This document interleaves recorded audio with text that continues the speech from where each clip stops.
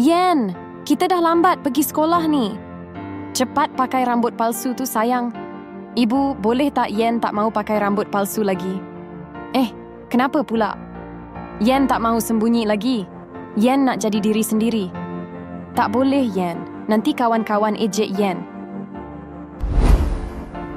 Yen, betul ke awak pakai rambut palsu? Hahaha, kesian Yen pakai rambut palsu.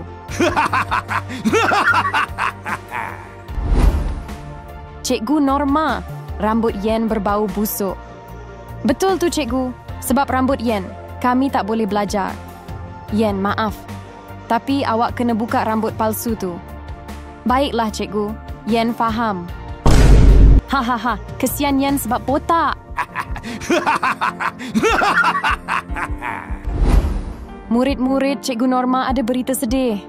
Lepas ni, kita semua tak akan jumpa Yen lagi. Apa maksud cikgu? Yen sebenarnya ada penyakit kanser.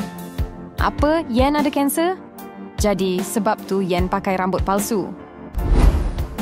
Yen, ada kawan-kawan nak jumpa Yen.